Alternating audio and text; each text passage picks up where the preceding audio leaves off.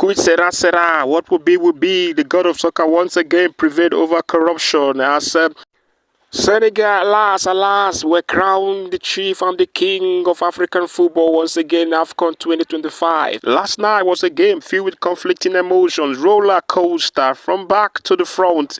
Take a listen. The script couldn't have been written any better. I want to ask you, how would you describe the AFCON final for the master? Today they tried to win it by hook or crook. We were like, no, we are not going to accept this. And I like the fact that you can have a look at this incident and tell me whether this is a foul or not. This is not a foul. But the referee wanted to do something and we just scored a goal. And the fouls looked more similar. They're almost the same fouls. How can you take one and disallow one? And in fact, reward a penalty to Morocco getting to the dying minute of the game. So the Senegalese players were like, we are not playing this game. The coach was like, come back. No, we are not playing it. Some of them went to the dressing room. Some of them were around. We saw people making calls. Who were they talking to? We saw people making calls. I'm sure they were begging Senegal, come back, we beg you. Otherwise, this will be embarrassing for Africa. This will be embarrassing for CAF. They were begging. They had to beg the players. So you could see Sadio Mane, as a leader he is, had to tell the players, you know what, listen, let's come on to the pitch. He was telling the players, come on to the pitch. Let's continue this game. We have to finish the game. That is true leadership. And for that, he has earned my respect. True leadership. But then if that game has to resume, that means that penalty would have to be taken. And it was taken. Look, initially, it was Enasri that was supposed to take that penalty. I don't know the conversation between Enasri and Brahim Diaz. But at the end of the day, Brahim Diaz was taking the penalty. Maybe he wanted to maintain his goalkeeping spot. It's not like he was in danger. So what was the reason behind him taking the penalty? And he wanted to try a Penenka. Do you think Mendy is just any goalkeeper? He wanted to try a Penenka. Senegal did not give up. Immediately the penalty was played and it was missed. That game ended. And that gave pressure to Morocco because at the end of the day, he just missed the penalty. There was pressure on Morocco. Today we all saw it. And that is the right. The protest on the pitch was the best. And I'm sure the CAF president would have been calling the players, I beg you, don't make this embarrassing for me. Now the trophy ceremony.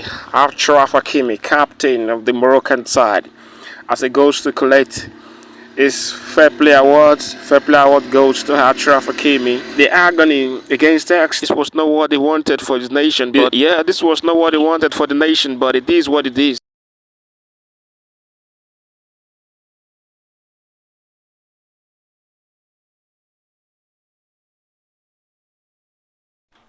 What a player, African best player of the year, Achraf Hakimi. He gave his all, but his best wasn't good enough. And now for the Golden Gloves, the best goalkeeper goes to Yassine Bono. Yassine Bono takes his award and then he leaves. And then Brahim Diaz, up go Brahim Diaz. He's been outstanding in this competition. It took them this far. But for the Panenka, there's Brahim Diaz there. So AFCON top scorer awards. Well deserved AFCON top. With pride collapsed into despair. And there you see the champions already jubilating with ecstasy in the air. It was Senegal's night. It was Senegal all along. And then there's Sadio Mane winning the top most valuable player of the tournament. He's been outstanding. What a player. Still playing at this age at the top level. Sadio Mane once it is winning it the second time for his nation. Went to 3 finals, played in all finals and did outstanding. Last time was against Egypt, and he Sadio Mane single-handedly took his nation on his shoulder and then lifted this trophy. It is glory, Sadio. He was involved in the goal that Senegal scored, and you can see him all-round game. Yeah, that's the trial. Best keeper, top scorer, and most valuable player of the tournament.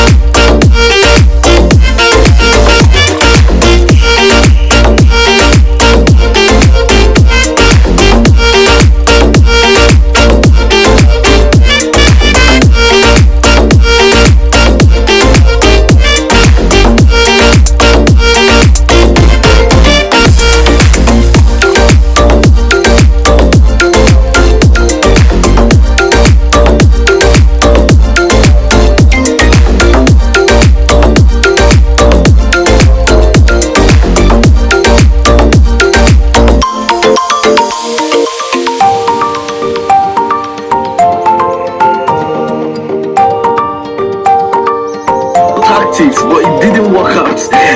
See, they took Mendy's towel.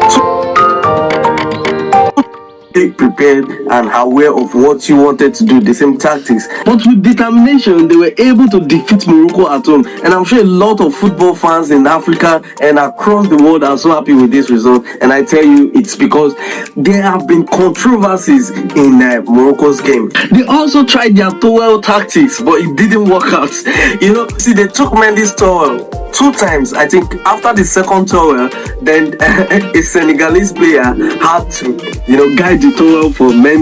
He held it onto himself, and the time he dropped it and they picked it again, he went there and collected it. The same thing that they literally did for Ouabali, and no one was there to fight for him. The Senegalese clearly learned from us. They clearly have the right to use towel to clean their faces, to clean their gloves in order to get a better grip. You can't do that to goalkeepers. So why are you removing their towels? You did that to Ouabali and it was successful. I'm so glad the Senegalese caught you people's tactics. It has been so clear from the round of 16 that Morocco are being favored. The referee wasn't too bad before Senegal scored their goal and it was disallowed. The referee even blew foul right before the ball went in. Like, he couldn't even wait for the attack to finish. Normally during this VAR era, you have to wait till the attack ends to see if it will score or not, so that you can check with the VAR. But the referee was so quick to blow his foul, the way they do. The fans were angry, like they wanted to enter the pitch, like they were saying they are not going to take this. This is too obvious. The coach ordered his team to head into the dressing room because he felt that the game was over already.